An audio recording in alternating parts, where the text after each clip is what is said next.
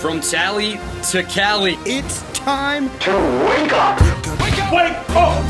Warchant.com is your ultimate Seminole sports source. And this is Wake Up Warchant, presented by Vitamin Energy. The vitamins. The energy. Now here's Warchant.com's Aslan Hajavandi and Corey Clark.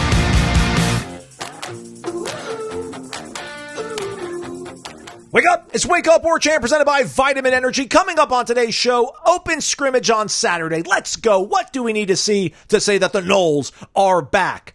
Positivity. Where is it on the Florida State beat? And we're generating discussion sparked by Cummins. Wake Up Warchant presented by Vitamin Energy. VitaminEnergy.com. Shake it and take it. Sip the juice, everybody. Get your vitamins, get your nutrients, get your energy.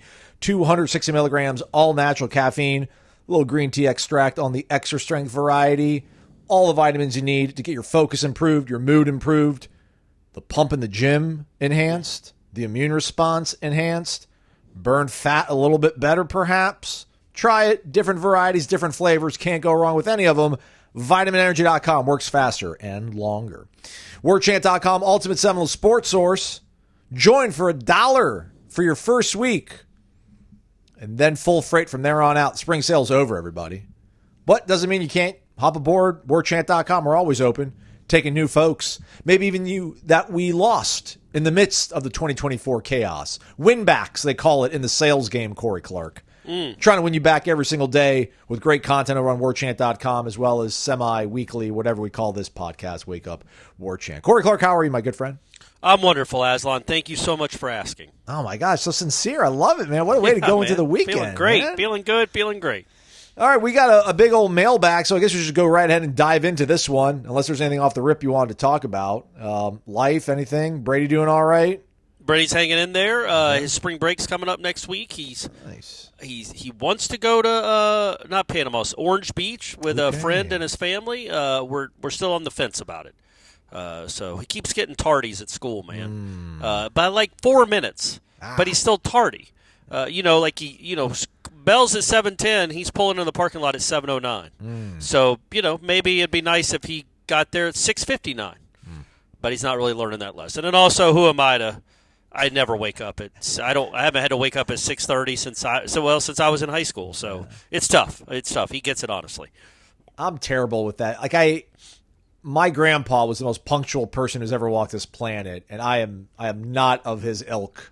And I'm very disappointed in myself oftentimes. But yeah, I can't get into my mind, because if I need to be somewhere at 7 o'clock and I show up at 6:58, I feel like I just wasted 2 minutes of my day.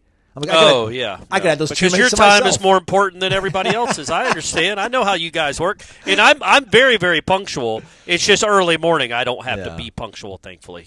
So I'm usually, much to Stephanie's chagrin, I like to be places a few minutes early. And, I don't know how her brain works, where she thinks we're supposed to meet people at 7 o'clock, and she's getting out of the shower at 6:48. Well, it just doesn't make sense. But anyway, hey, you guys didn't click on this podcast for that. Me and Stephanie are starting our own relationship podcast next week, so that'll be where all that content goes. I was going to ask you, because I'm continually late whenever I'm like, hey, let's start recording at 8 p.m. And then I'll send you the invite at like 8:04. Give me 10. And give me 10. Yeah, that's fine. Like at 7:50, I'm like, actually, give me 10 minutes. Yeah. Usually, but yeah, as long as it's not give me 40. Yeah. Then I'm upset. 10 here and there. I'm not that big a stickler. All right, let us begin. S. Quinn, 67, gritty baseball midweek dub, and the softball team blanked the Gators. Good way to head into the weekend. Great dub for the softball team right there. Was that fifth ever shutout against the Gators, I think, in softball history? Is that true? Yeah. No, it's in the history of the rivalry. You mean. Yes. Oh, I thought you meant in the history of Florida's softball program. They've only been shut out 5 times. No. Yeah, that sounds right. It's a really, really good win. Really good win. I saw people on social that said there's people like camping out on the hill on the grassy knoll. Man, because they have a bunch of standing room only spots, but you got to get there early to get the best spots. And I think I would assume the gates open at 4. So to get in there and get a prime spot, you probably had to start. You say 10 a.m. I would have thought like 1 p.m. It's crazy, and even Florida State softball Twitter feed. I can't remember who the player was, but they had they did a whole 30-second montage of how to watch the game if you couldn't get a ticket. Like you could go to the parking garage, you can sit in the on the bank outside the left field fence. Like so, they knew it was going to be a big crowd, and they got to see a big dub. Janai Kerr coming on her senior year. So you weren't able to get a seat tonight? Don't worry about that. We got you covered. You can sit here, here, and up over here. It's awesome. It's really well done, but I can't recognize the player. Oh, yeah. Because I'm terrible at my job. Continuing on to the question. Which single player or athlete has had the biggest positive impact on the Florida State University athletics brand? Conversely, who's had the biggest negative impact? P.S. Love the hodgepodge segments. Go Noles, S. Quinn 67, class of 93. Huh. I was trying to think. We haven't had anybody that's we have not had any Aaron Hernandez's, knock on wood, right? Like there hasn't been anybody that's brought that much shame upon us. I don't think we have anybody that's. It's like the first name that came to mind, and I'm only going to say this name because of how he the reclamation and how he turned his life around was Sammy Smith. That was an embarrassing moment for Florida State alums, and Florida State fans when he got arrested, and I think went to prison. Oh, he definitely went to prison. That was the title of his book. Yeah. Was his prison number. Friend of the show, Sammy Smith. That's right. For like 3 or 4 years for I believe it was cocaine distribution, but then he turned his life around and has now been with I think FCA for a decade, or he was at Ole Miss and working with the FCA. He's now started one. He works in Florida. It's really turned his life around. And yeah, I don't know, man. I don't know if there's. I mean, I'm sure there is one. There's just not one coming to mind right now. Yeah, I don't think anybody. We haven't any Bernie Nothing Madoff of the Aaron types. Hernandez. I don't think the Aaron Hernandez, the fame, the notoriety of Aaron Hernandez, or I'm sure there's other ones that we could think of. But yeah, off the top of my head, I can't think of one. No. As for like a positive, well, Adrian McPherson. But do people know Yeah. him? Do people still remember him? Yeah. There's nobody that's like tested, like crossed over generations, right? Or even another calendar year, really, right? Like, yeah. By 2003, he was totally forgotten, and they'd won 10 games and played in a BCS bowl. So. And I mean, look, man, Jameis was a pariah for about 18 months, and now he's one of the most beloved players in the NFL. Crazy. So it's crazy how life comes full circle sometimes, or how it works anyway. Look, man, I've said this before. I've made this argument before. Look, I think the answer people want to hear, and it's probably the truth, is like Charlie Ward, Warwick Dunn. Those two back to back, and they overlap by a year. Having those two guys represent your program for 7 years, being kind of the face of the program, and being two of the best players in the country, and the people they were, really, really helped. But I'm just going to tell you, man, that Deion changed everything. Deion changed everything. And that was starting around 1987. In 1987, especially his senior year in 1988, the flamboyance, but also the production, how incredible he was, the swag, all that stuff that he had that vaulted Florida State into the next decade. And all the players wanted to come play at Florida State. A lot of it was because of Deion Sanders, man. I mean, and give credit to Bobby Bowden and Mickey Andrews for letting him be him and letting him, kind of celebrate himself like that on the field. But I just don't think you can ever overstate the importance that Deion Sanders had on the football program to start the dynasty. And are we even here? Would you have come to Florida State, Aslan, if there wasn't a dynasty? Probably like not. If the dynasty had never happened. You know what I mean? Like that dynasty changed the whole course of so many lives. And obviously Bowden gets the most credit. Mickey Andrews is number 2. And then I think you throw Deion in there as the third most important person of the dynasty because of all the recruits that saw that and wanted to come play at Florida State. Off the board, I would go, and I guess it's not as much the athletics brand. It might lift up the entire university's brand, but like Myron Rolle. Like I know they were hoping that he was going to make a bigger impact on the football field, but the fact that they got this Rhodes Scholar, flying in at halftime of a game because he was taking whatever he's interviewing, I guess, for the Rhodes Scholar program. And he won it, and then flew to, that was Maryland, right? Yeah, I was at Park. that game. Yeah, he flew into Maryland and got there at halftime, yeah. Yeah, so I mean, in terms of like that's That's a nice card you can always pull on people if they try to ever badmouth Florida State's players or anything like that. It's like, all right, yeah, Florida, you've got Danny Werfel, nice guy, Tim Tebow, whatever, nice guy, but Myron Rule, nice guy, doctor, neurosurgeon, brain surgeon. Put that in your pipe and smoke it, kids. Yeah, there's so many, man. Buster, Posey, I should say, with baseball. Softball, there's been a million of them. They've had a bunch of good golfers, obviously. The football player, there's just too many to count. Too many good people and obviously awesome players to count. I was watching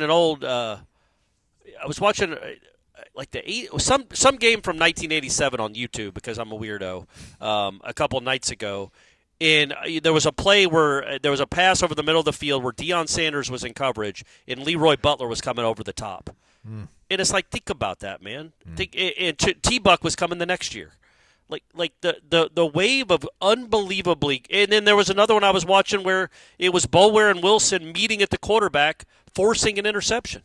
It's like, golly, that was just such a run. And they all represented Florida State well. I'm sure there's people that are screaming like there's an absolute right answer to this, but I don't know what it is off the top of my head. There's just a lot of really good ones. Warwick Dunn and Charlie Ward were the two that came the quickest to mind. Yeah. Our guy Bennett Knoll, you two have just been appointed to run the search, he says, for the first GM at Florida State. But if I'm not mistaken, I think Derek Ray's title actually is general manager. Nonetheless, though, let's just pretend we're in a world where there's a vacancy, perhaps. Who would be your potential candidates? What would be the criteria for them to be a GM? Would NFL experience be a must? Any other things that you think would be a must for a candidate, in your opinion? Thanks for your insight into this huge hire for the future of Florida State. I would go to every NFL team. This is me personally. I would go to every NFL team and ask them who their best scout is.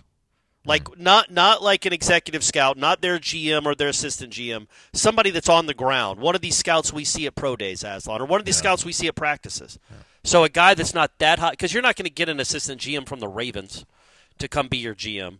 But if you go and get one of their best scouts, whether it's the Ravens, whoever drafts well, look at the track record, look at the data, see who he's identified, especially late round guys. Like 4th and 5th round guys that turned out to be really, everybody can see that Micah Parsons is a good player. Great. That's not a feather in your cap. If you went and identified a 5th round pick who ended up being a pro bowler, that's a feather in your cap. I would do a deep dive into people that have that background that are on site scouts and just ask if they're interested, because I think you could pay them more than they're making. You can't pay, and you would not pay, because at the end of the day, man, so much of it is just, can you afford them? When you're recruiting from the portal with the likes of Alabama, Georgia, Ohio State, like Florida State is, a lot of it is money. But if you can go find those diamonds in the rough in the portal, if you can go see a guy in Northern Illinois that got 190 snaps, but you've heard really good things, and you watch them on film, and you can project, yeah, man, I think that guy's going to play in the NFL, and you don't have to pay a lot of money for him. I think that's where I would go, because anybody, it doesn't matter who the GM is if you're just going to overspend and buy everyone. The GM comes into play when you're really trying to evaluate, like, potential. So that would be my thought, is go get somebody that has a great track record of finding diamonds in the rough, or not diamonds in the rough necessarily, but guys that were a little bit overlooked, and make them Florida State players that end up going to the NFL. I wonder, we always talk about NFL players, or people, personnel. I wonder if there's a high school coach, because I know a lot of high school coaches want to get that job at the college level. They want to get that on-field job. But I wonder a high school coach would be one of your better maybe evaluators, like a guy that's been in that trench for decades almost, because I feel like high school coaches are the greatest teachers, instructors, and they might be able to recognize things. I hear you. I just think, number one, they couldn't have that many connections because they're in a high school. Oh, yeah, for sure. But meaning they only see a certain portion of the country. But also, a lot of the guys that I think that you need a GM for are guys that are 21 years old, not 17. Right. And it's just a different body type and a different type of projection at that level. Then you're trying to see, okay, this kid's 17 right now. What's he going to be when he's 20? Not going to get political, but there's something that's happened in my lifetime where I'm like, that is the bellwether litmus test for me to think whether or not I think you would be like a good president. Follow me here, Corey. I'd want to go maybe either like the 9 teams that drafted ahead of the Kansas City Chiefs in 2017, or maybe just all 32 teams and get 1 or 2 people from each of those franchises that were involved in the war room in 2017 and be like, who was your number 1 quarterback on your board? And whoever had Patrick Mahomes, you're hired. Okay. But I mean, how would you prove that? Well, we're on an honor system here, obviously. Oh, well, yeah, and there's nothing but honor in sports. So, yeah, that's a good point. I hear what you're saying, Aslan. I hear what you're saying. Chicago Bears drafted Mitch Trubisky 2nd overall. They would not be my GM. Whoever that was, anybody that was in that war room is not allowed on campus. Yeah, like I was going to say like Brett Veach, the actual GM for the Chiefs, but obviously he would not leave. But I seen somebody that's hit like a colossal home run like that. That could have been like, nobody else there. He was the only quarterback that went ahead of Mahomes. But let's just say the Bengals at 9. They drafted John Ross from Washington because he was like this speedster that ran like a 4.2 40 or whatever. Yeah. Was there a guy in the Bengals? I was like, I think we kind of still need a quarterback. I like the kid from Lubbock. I really do. Like, I want that guy. But yeah, they were all set on Andy Dalton, man. They had the red. What it was, the red sniper? What was he called? Red Rifle. Red Rifle. Yeah. They already had him. They didn't need Mahomes. Touche. Exactly. They did not need Mahomes, Corey. They had the Red Rifle. Moving along. Let's see here. This was an interesting one, Corey. We had to like really break this thing down, like Kentucky Derby finish line stuff. But we had 2 questions come in. Very similar sentiment. And they both came from guys in Birmingham, Alabama. Our guy Tennisump is in Birmingham. He posted at 10:46 in the morning. And then our guy Beham FSU, he posted his at 10:23. Okay. All right. And Beham FSU's got Chris Ricks in his avatar. So he wins. That's the tiebreaker? Probably. Okay. He says, greetings from Birmingham. What does Tennisump have in his avatar? Nothing. Just the Wyatt Sexton? I'm just throwing out quarterbacks from that era. I got you. Tennisum says, wake up. What are you most interested to see during the scrimmage that would tell you that we are on the road back? Thanks as always. Beham FSU asks a similar question, but also throws in a tidbit. He's from Birmingham, which is home to the first ever Miss America, Mary Catherine Campbell. She won back in 1922. Okay. All right. Gorgeous. Yeah, I bet. Man, they grew them different in the 20s. Sorry, I should specify the 1920s, before the Depression. There's something different about them. Before Smoot Hawley. Back when they lived, what was the average life expectancy back then? Like 61, maybe? Yeah. 58? We shot that up a little bit. He says, question, with the erring on the side of caution mentality this spring from pundits, what would you need to see at the open scrimmage that would push you guys into this team is going to be vastly different than 2024 buckle up camp? I'll hang up and listen. Beham FSU. And yeah, man, that's the big thing this week, right? We're going to be able to finally actually go out and watch a scrimmage, 2 people per outlet. I assume you're going to be that person.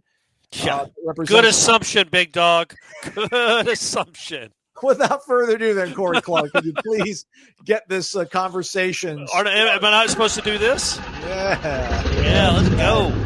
We are generating discussion. It is sparked by Cummins Lifestyle. Give them a follow on Instagram. There's actually 5 Sundays in the month of March. So we're going to do the drawing next month because I do it based on the week of the date it starts, not the actual day we do the drawing. But anyways, when you get showcased in this segment, everybody, you get entered into a monthly drawing to win a Cummins gift bag, and you get entered into the grand prize drawing to win a Cummins portable generator or portable power station. Check out Cummins Lifestyle on Instagram. See all the awesome things you can do with the own line of products in your recreational time with your families. All right, so there's a question on the screen, Corey. I'll go first real quick. I hope you and Jeff, or you and Ira, whomever goes or represents the brand. I would say it's me. Going to be me and Ira, big dog. Yeah.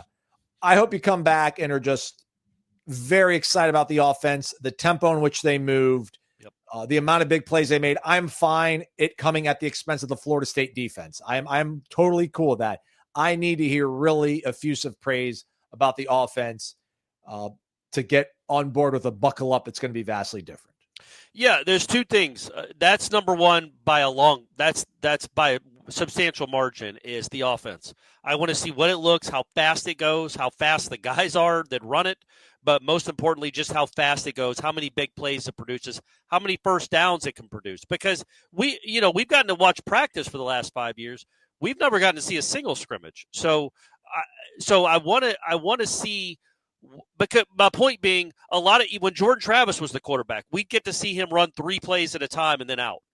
He would not have drives in front of us. They didn't do that. Their periods would be like 3rd and 8 plays, 3rd and 10 plays, 2nd and 6 plays, and they'd run 3 of them in the first team, and then Rodemaker would come in with another group. So we don't get to see like established, sustained drives. I want to see what that looks like. I want to see if they can do that, and I want to see how fast they can go. And if they can go really fast, and even if it's not schemed up necessarily well, but they hit some big plays just out of confusion from the defense. Are they tired? Are they not set up? Whatever the case may be, while that's awful to see from your defense, that perhaps Florida State's been missing that for a while now. And I want to see this thing go fast. I want to see it in overdrive, in hyperspeed.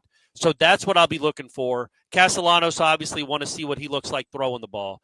Those are my biggest things, is plays in the passing game, speed, tempo of the offense itself, and how productive it is, obviously. Just want to see a lot of good things there.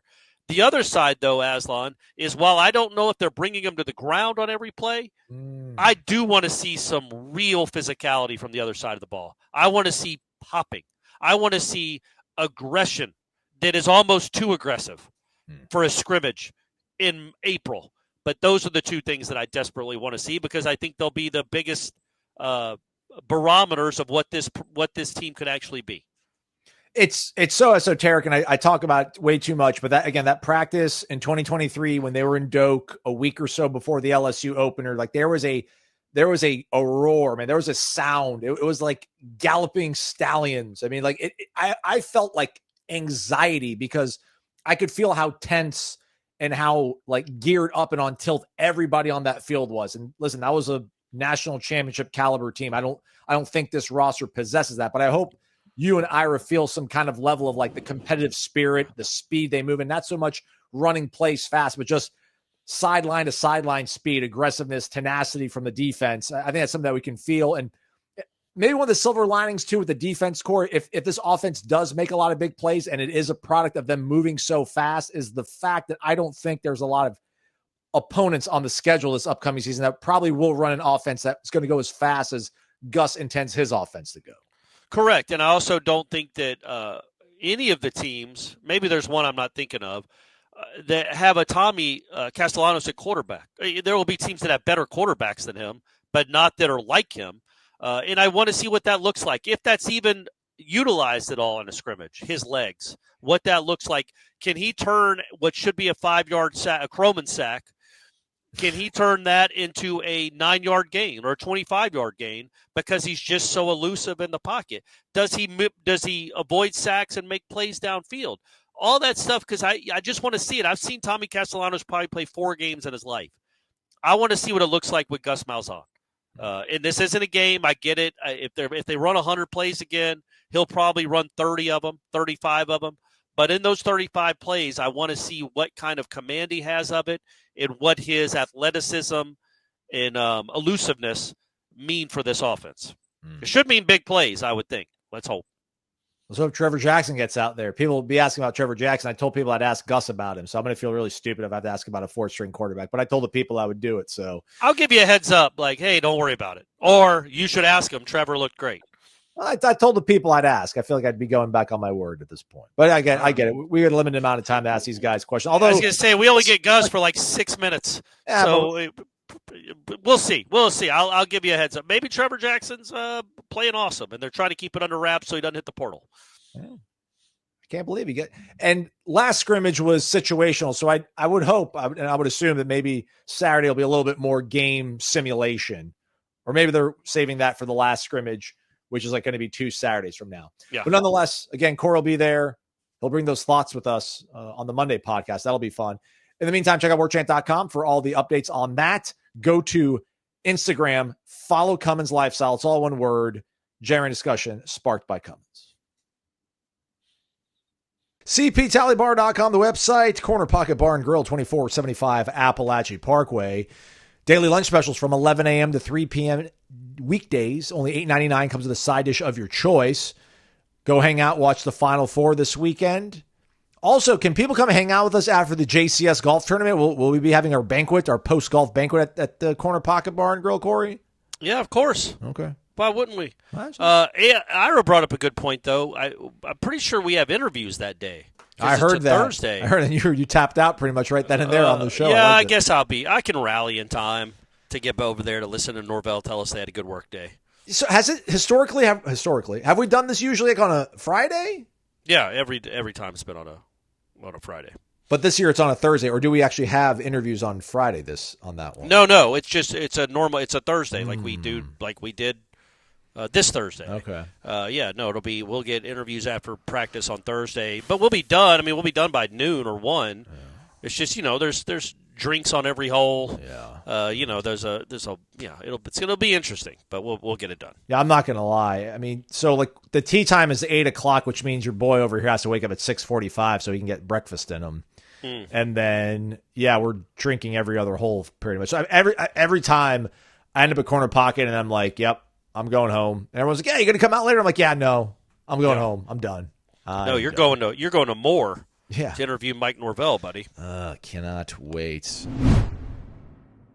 Let's talk about baseball. We spoke to Link on Thursday as we usually do.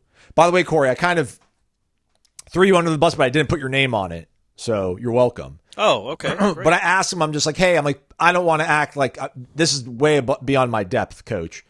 But people that I trust that know more about baseball, that would be you, Corey, than me. We're kind of lamenting some of the late count pitches against Jacksonville, the off speed, the breaking stuff on a 3-2 count. But he always talks about pitch sequencing. So I'm like, is it merely just executing that pitch better, or would you have to then resequence everything based on the first pitch of that at bat? And he gave like a really good answer talking about, Micah Posey, the pitching coach, has a feel for what that guy can throw, what that batter likes. And he says, like, listen, it's not a strike throwing competition at this level. He's like, my guys chase. He's like, my guys chase stuff that's outside of the zone. He's like, you need to be able to tunnel it in, is I think the phrase he said, you need to be able to tunnel in the pitch to at least get around the strike zone to make these guys chase some stuff. So it's not always about overpowering them in those situations. So I like the answer. But sure, I guess my counter to that would be when you have a 3-run lead, 2 outs and nobody on, it does become a strike-throwing contest. Throw strikes. Don't give them 2 free bases, and then you're 1 swing from being in a tie game. Make them earn it at that point. But, yeah, I mean, it isn't just, here, hit it. You've got to confuse people. You've got to get them to chase. But, I mean, they walked 11 guys in that game. They walked 10 guys in one of the Notre Dame games. Like, this isn't new, and it's not a one-game problem. They need to figure out how to throw strikes in because they aren't chasing a lot. It also sounds like they've got a relatively okay feel for maybe what's plaguing Jamie.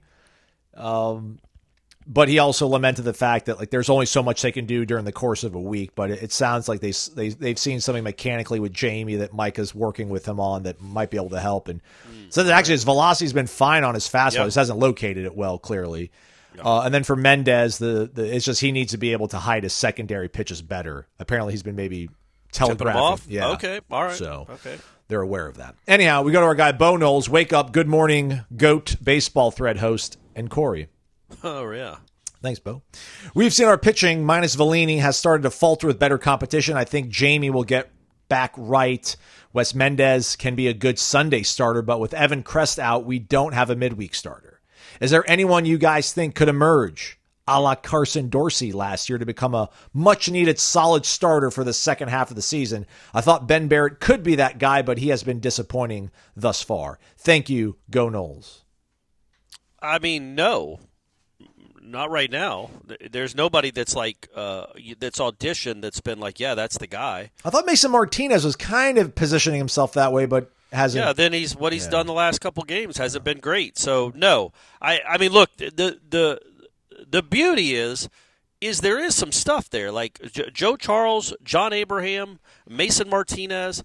There are guys out there that can. Brady Lauk had a nice outing at least on Tuesday. Kinnear's giving you a couple. I don't think Kinnear's a starter. Yeah. I'm just thinking of guys that could go 5 innings or something. I think those guys could maybe have it in them. Joe Charles might just be a 2-pitch pitcher, so I don't know. But Martinez, at least you could give it a run and see. Like, in his defense, he came in with the bases loaded because Hudson Rowan couldn't throw a strike. In hindsight, Link should have started him. If you're going to go to him in the first inning anyway, then start him. Maybe Martinez is a guy that could be extended, but I don't know. Nobody has proven enough yet that you're like, absolutely, that's the guy that should get a chance. Like Dorsey last year was the closer, right? And then he didn't do well there. He blew a couple games at Clemson, and then I think they made him a midweek. So I don't remember how exactly it all worked. But eventually, he ends up being your best pitcher in the postseason, a really good pitcher. Right. It'll be interesting. They got to find someone, I think, but I don't know who that is right now, and I have no idea who they're going to start against Florida. Abraham, maybe, because you said Abraham was. He wasn't even available on Tuesday, right? Yeah, he's suspended. I think. He either can return on Friday or Friday's the last day of his suspension from getting the gate in Notre Dame because both teams were given warnings, but then he chirped after. He was probably suspended a game, so that was this game coming up. He was ejected from that game, and then that's an automatic 1-game suspension if you get ejected. So he missed the Tuesday game, so he should be available. Clarification you folks did not ask for, but I put in the group chat that it was so dead at Notre Dame on Sunday, you could hear one of the guys in the dugout just howling like a absolute madman. But then on the boards, people were saying, oh, I can't believe there's a fan that's that lit up at the stadium. And someone was clarifying that there actually there's no beer sales at X Stadium.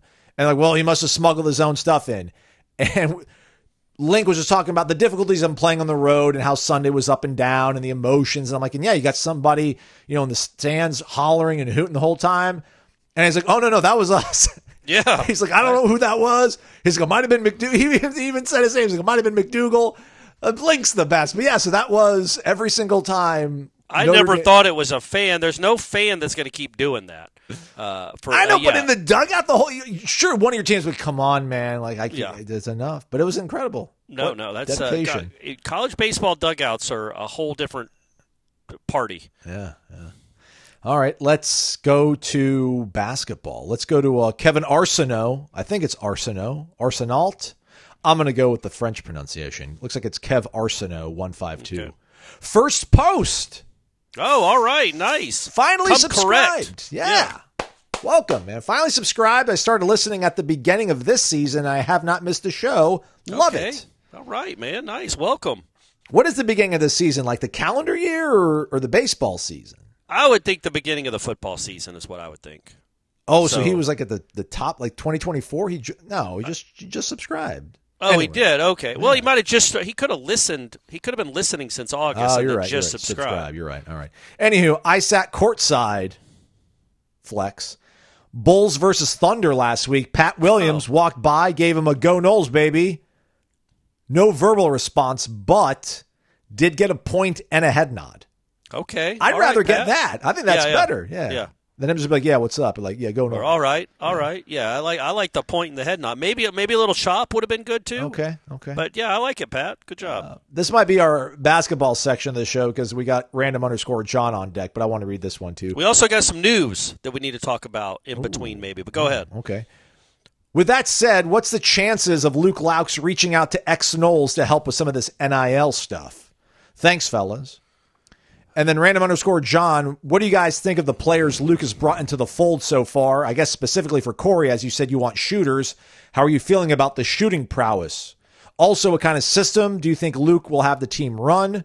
It's not like he's got Steph Curry out there. But if he ever does get to that point, do you feel Jeff Cameron would nickname him Roll It Out There Luke? Like he did for Roy Williams. Because he's got just so many good players. He just lets them go play. Why or why not? It's just so crazy. Jeff giving Roy Williams all that grief, and the dude has 3 national championships. He won more than Dean Smith.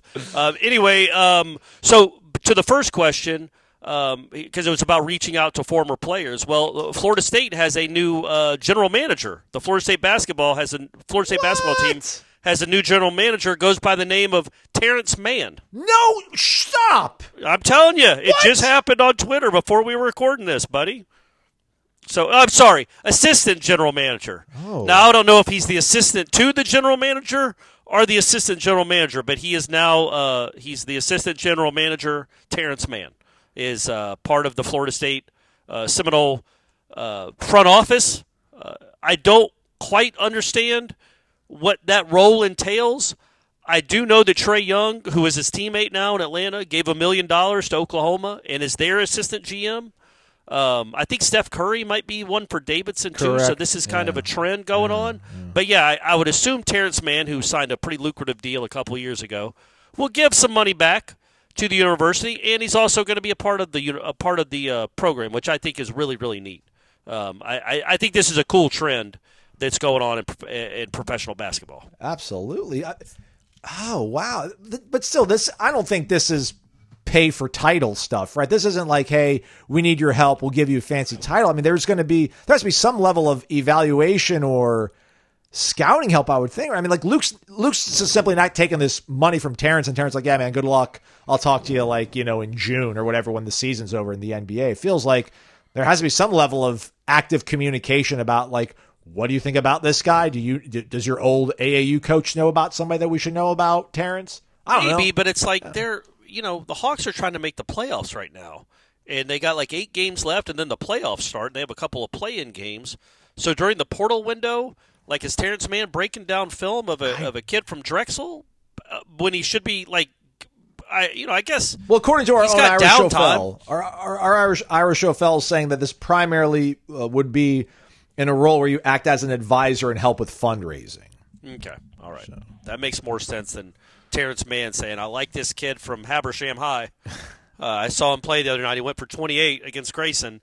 I think it's more of that role. I do think that Luke could ask him legitimate questions, though, about, whether it's scheme, personnel, evaluation. What do you think here? Like, I do think there'll be some give and take there for sure. But yes, I assume it's in a way to raise some money for the university. Well, listen, I love Terrence, man. I absolutely recognize. Too, yeah. I'm sure a lot of people listening to the show do as well. But I wonder how many of the rank and file Florida State people would recognize Terrence Mann if he walked into a room, other than the fact that like, you're awfully tall. Did you play basketball maybe at Florida State?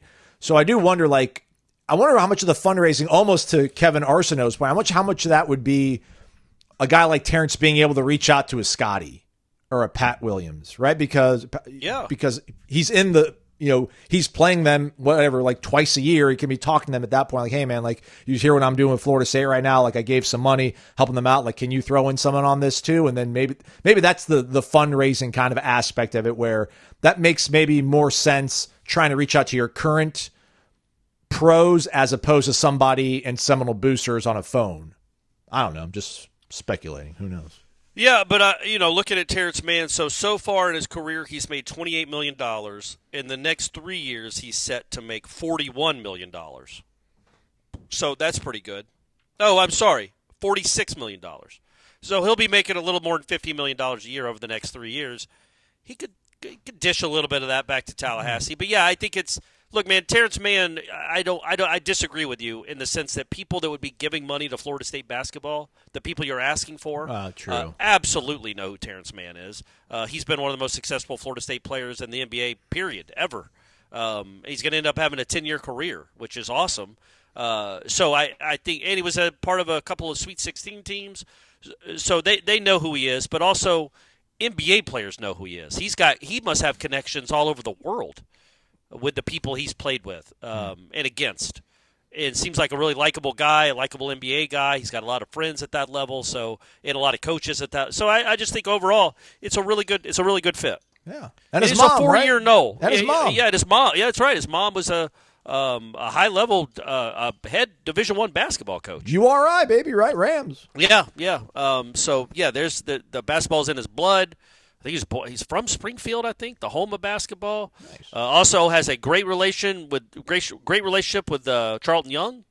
So maybe that's something to keep in mind later down the road. I don't know. But it's all good. There's nothing bad that can come from this news. Back to football. M. Adams, CZ. That's Mark. Naples. Oh, and also, real quick, random_John's question about the shooting. Yeah, I like what they've done so far. Again, they've got 4 guys on the roster right now. 3 of them shot at least 36% from 3. 2 of them shot over 40 or right at it. Again, last year's team was one of the worst three-point shooting teams in America. I think there were 300 and something in the country. You already got 3 guys on the team right now that were better than anybody you had last year shooting the 3.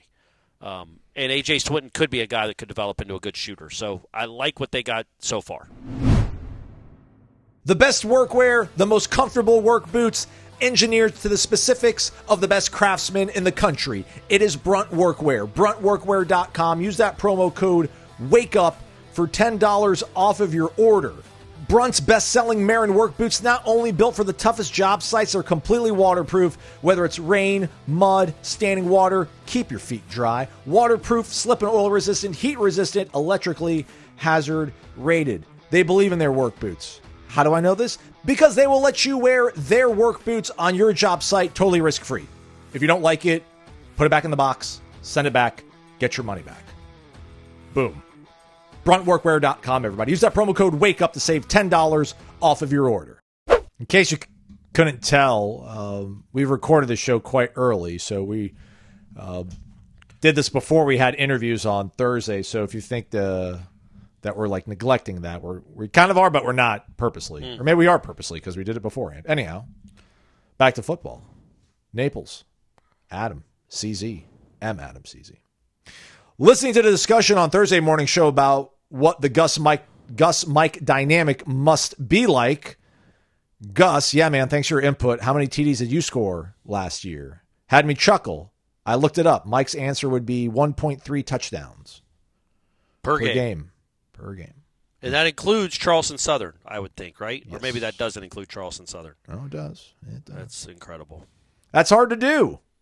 At any rate, let's say Gus gets that number up to 3.6 touchdowns per game, which is what he did at UCF last year, ranked 37th in the country. Apparently the 1.3 touchdowns per game ranked 134th out of 134 schools, Corey, according to Mark's stats and data. I don't discount it. I know they were right there at the bottom when touchdowns scored in the country. And again, one of them was a kick return by Singleton. It just, I know I harp on it.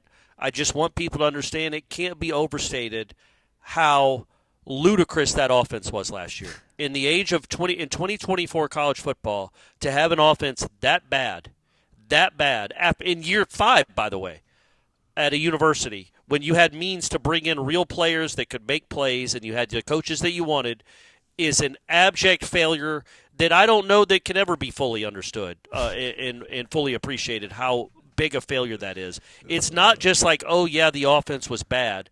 I just kept reiterating, no, the offense was a disaster unlike – it was like the Twister movie. It was an unbelievable disaster. I guess that was a good – you know what I mean? Like It was a movie full of disaster or a movie with disasters in it. It's unbelievable. So anytime I talk about this team moving forward and wanting Gus Malzahn to have complete control and believing in Gus Malzahn is because I truly believe Gus Malzahn would start working at Red Lobster if he would quit coaching and work at Red Lobster if he had an offense that averaged 1 touchdown per game. It doesn't compute with him. It's not in his brain that that's something that could happen. And he's been doing it for much longer than Norvell, and it's never happened to him. This offense, just by being competently coached, and with a flash of better players, maybe a QB that fits your effing system, will be so much better than what we saw last year, you won't be able to comprehend it. Also, just because it's so much better than it was last year doesn't even mean it's going to be good. You know what I mean? Like, even if it's just average, it's going to be worlds better than that nonsense we watched a season ago. Anyway, sorry. On with the question. If Gus gets that number up to 3.6 from 1.3, what is FSU's record? Note, SMU scored 3.8 touchdowns per game last year. They made the playoff. Yeah, I don't know. It's going to be better. 7-5 floor? I think the difference though is, and I keep coming back to this, is you're going to score 10 touchdowns in those 2 games. So it's almost like we need to take those 2 away, or the total, and be like, if he can average 3.6 in the other 10 games. Oh, geez, yeah. Then yeah, man, like that's 4 is your floor. That's maybe. 30 points. Yeah, I think 8 and 4 is your floor, or 8 and 2 in those 10 games. Oh yeah, yeah. Right, so, right. but yeah, so 7 and 3 is probably your floor in those 10 games if you're averaging 30 points. Because I do think the defense, while it won't be incredible, should be good enough to hold most of the teams under 30 points. And if you're scoring over 30 points, you're going to win a majority of your games. That's how college football has worked forever. When you score 14 points a game, you lose damn near all of them. You didn't respond to this in the group chat, so I'm going to ask you now here, since we are talking about the schedule. And we talked about Gus. Who's going to be doing more recruiting between now and February, or December, rather? Frank Reich or Gus Malzahn?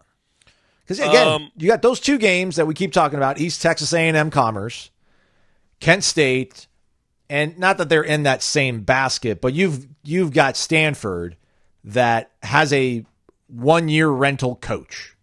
Right, which recruiting doesn't really matter, but they've lost one of their best defenders. He's in the portal. I think Texas might have the inside track for him. He's an edge rusher. I like Frank Reich. I think he's a good coach, but I just don't know with what he's been kind of given charge of. Not that I really feared the Stanford game even before this news, but yeah, I mean, having like just this temp come in.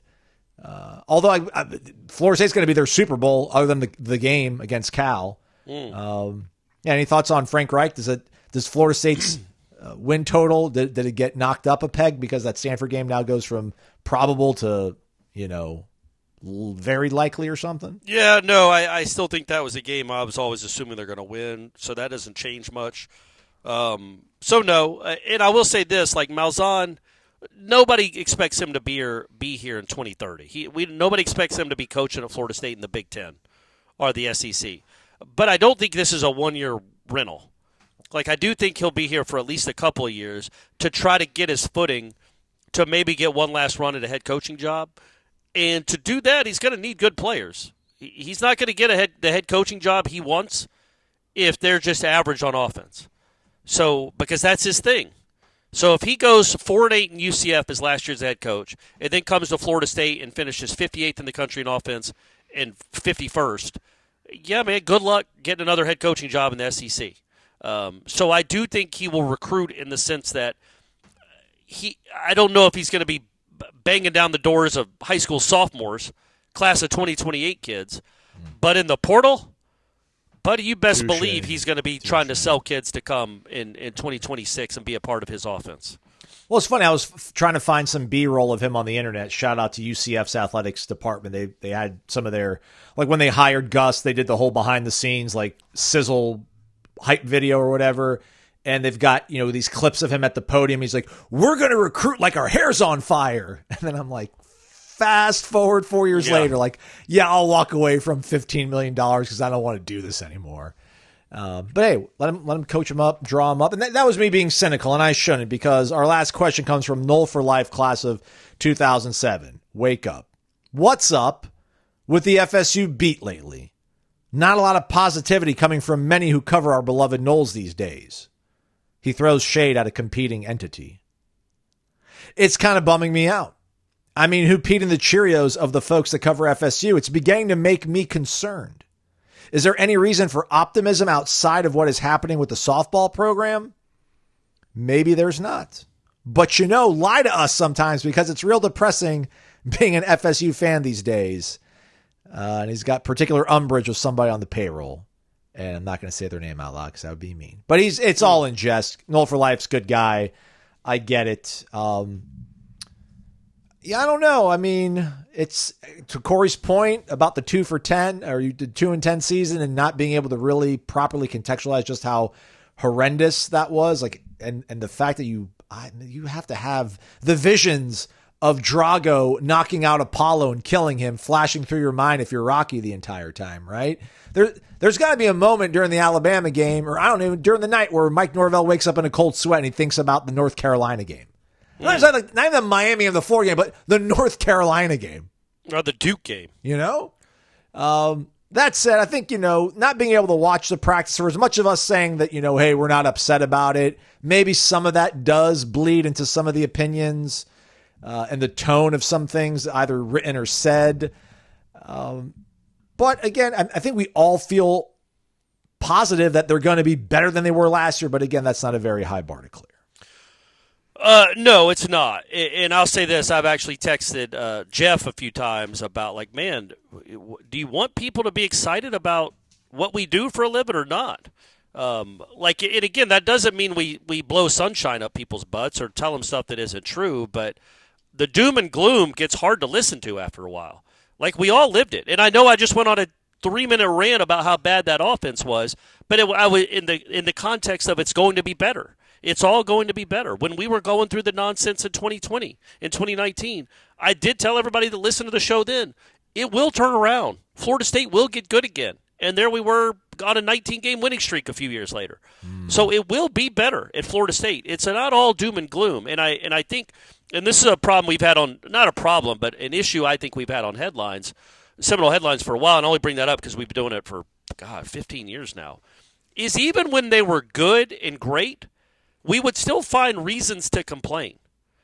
And 2 years ago, when they were going through the 19-game winning streak, and we were like, yeah, but they're not good here, they're not good. It's like, man, at some point, and this isn't a criticism of Jeff or Ira or even myself, it's like it's a natural instinct to, and I did it with the baseball team. When they beat Jacksonville 11-10, I was lamenting the fact that they walked 11 guys. But they're 24-4. So I feel like sometimes we gotta see where our feet, live where your feet are on the ground. The baseball team is very good, we think. The softball team is very good. The soccer team is great, and the football team will be better. It can't possibly be worse. That was as rock bottom could be in a place like Florida State, unless they just killed the program and it just didn't exist anymore. So you've lived through it. There's literally nowhere to go but up, and that's what gives me hope about this season coming up. No, it's not going to be perfect, and no, they're not going to win every game, but it'll be more enjoyable than the debacle of last season. That was just a disaster on all fronts, and that's what encourages me. And I would say that to the people listening to this show. No, this fall will be more enjoyable than last fall.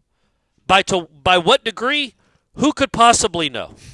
But it will be more enjoyable, whether it's twice as more enjoyable because they win 4 games instead of 2, or 5 times more enjoyable because they win 10. You will have more fun Saturdays, more enjoyable Saturdays next year. And I think what sometimes happens is, even in wins at a place like Florida State, this was the point I was trying to make, even when they win a game, we're always angsty about how it was won. And they didn't look real good, or you got a kicker problem, or your catcher can't catch. Or your quarterback still struggles. It's like, yeah, let's just enjoy the wins. Just enjoy the wins. If this team goes out and wins 8 or 9 games, I know it would be disappointing to some of you who have the standards of a Rockefeller.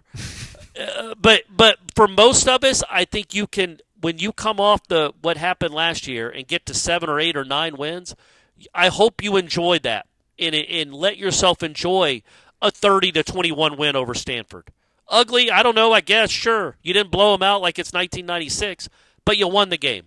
Just try to enjoy the wins. And that goes for life, Aslan.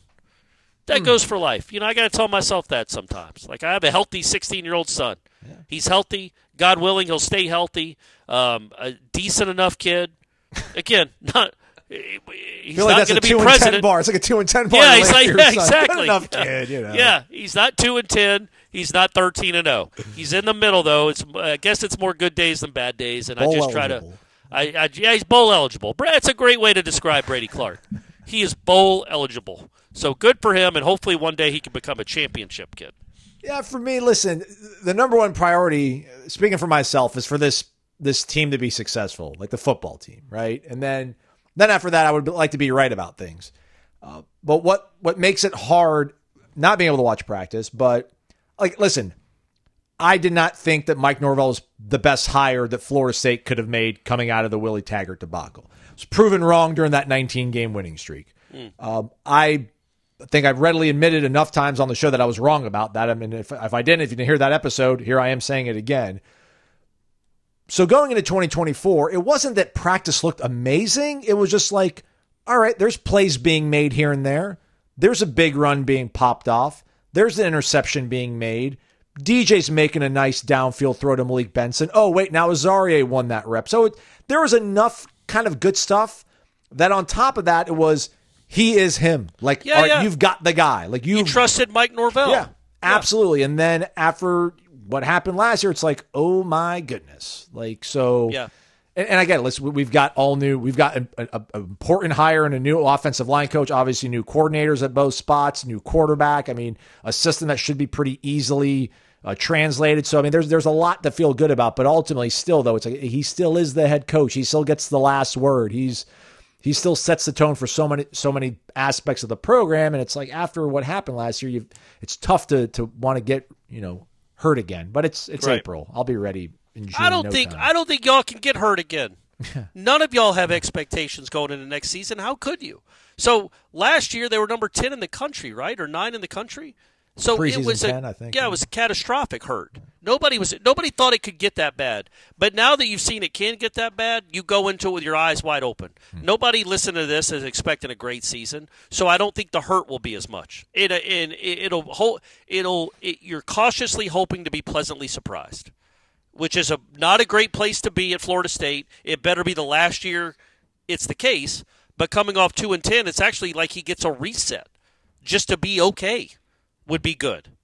It's an odd place at a place like Florida State to be coming off a 2-10 season, 1-10 really, and actually, there's the most of the fan base for maybe the last time in Mike Norvell's career will be good with a 7 or 8 win season. Not ecstatic, not all back in on Mike Norvell, but if he gets them to a bowl again, it's such a low bar to clear. I understand it. They shouldn't even play in a bowl, but if he gets them to a bowl again, 7 or 8 wins. Then yes, you're at least you're guardedly optimistic going into the next year that maybe it's back on the way up. Are you going to be in town to go to Hauser tonight, 8 p.m. Chiefs playing as the Noles take on Wake Forest at Hauser? Oh, of course, buddy. I don't know if I'll stay the whole time. 8 p.m. is nuts. That is. But it's crazy. I mean, what are we? The Dodgers? Like, it doesn't make any sense you're playing that late. By the way, the Braves almost won. They did. That game on Wednesday night, Aslan, but they didn't. So 0-7, that's wonderful. What a wonderful way to start the season. But, yeah, I'll be there at least for a little bit. I don't know if I'll stay the whole time, but I'm also going to probably go to softball before that. I'll make a little double dip, go to softball and baseball. Yeah. It is a cool vibe with the marching Chiefs there. I can't remember where they put them, in the right field stands, right? I think so, yeah. And then also, it's a whiteout. We should let people know. If you're listening to this and you're planning to go to the baseball game on Friday night, for whatever reason, I don't know who determines these things or why, it is a whiteout, so you're supposed to wear white. If you want to wear garnet, Corey Clark goes ahead and tells you, go. You have my permission. You can wear garnet. You don't let the powers that be tell you to wear white if you don't want to wear white. Like, I don't like wearing white, Aslan. You don't. Because I've got pale skin. You nor Ira do. It's crazy. Well, I've got pale. Well, Ira has tan skin, so he should. But I have pale skin, so it doesn't look good on me to wear white. I got to wear my dark colors. White and black look good on everybody. Oh, all right, if you say so. I romanticized that 91 season with the Braves. I just had to go look it up because I remember myself, my brother, and my cousins were hanging out during the summer together, and like we'd watch TBS, like we would watch the Braves play, and it was like cool because we got on at the ground floor because they were like, we didn't catch on when they were only one game out of winning the division. Like we got their All-Star break. They were 9.5 games out. Yeah, that's right. I mean, I don't know. It's a 162 game season. Like that's not that insurmountable, but like in my mind, it was. Man, they were, they were 30 games back. 9.5 out at the All-Star break, that projects for you to lose the division by 19 games. And it wasn't like they were chasing a fraud. They were chasing the Dodgers, who were good. That was one of the coolest years of my life, actually, Aslan, now that I think about it. Of course, they lost the World Series because why wouldn't they? But it was a really cool, the worst to first. In the energy, and it was also fun, I should point this out, I grew up a Florida State kid. This is 1991 now. It's a long time ago. The Warchant had only been around, I think, for 7 or 8 years at that point. But so many people in my classes at Meadow Creek High School in Atlanta, Georgia, or near Atlanta, Georgia, thought that the Braves invented the war chant. Oh boy! And I had to correct many people in many classes. No, man, they stole it from Florida State, and it happened when Dion was up to bat. They used to play it when Dion came up, and there were Florida State fans in the crowd that started doing it because Dion was a player on that team. Not for long because he was more of a football player back then, but he played on that team until August 1st. And so anytime he'd come up to bat, people would do the chop, and that's how it became the tomahawk chop. Look at that, everybody. A little history for you. What doesn't this guy have stored? But it's like, people in Atlanta that just caught on to the Braves and are excited about this run. We're like, the story behind this is crazy. Apparently, it's like, no, stop. It didn't have anything to do with some mom and grandson from Rabun County. It was Dion, and it was the organist playing the word chant for Dion. Oh, man. I wish I could get into the hot tub time machine and go back and have a split screen of you and Jeff watching the 91. Oh my gosh, NLCS. No, it's not. Well, 92 was the worst one because that was the walk-off Cabrera Sid Bream scoring in Game 7. Both years though, didn't the Braves beat the Pirates? They beat the Pirates both years, and they beat them in Game 7 both years. But the second one was the worst one because they were one strike away, really. Yeah. He said he threw something. He was at Florida State at the time. He said he threw something and broke his TV. Ooh. Hothead. I was at the game, and it's one of the coolest moments of my life.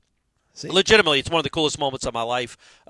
It made up for, although my dad disagreed, I asked him if it made up for the two wide rights that had just happened. Because the wide right 2 had happened like a week before that. And he said, absolutely not.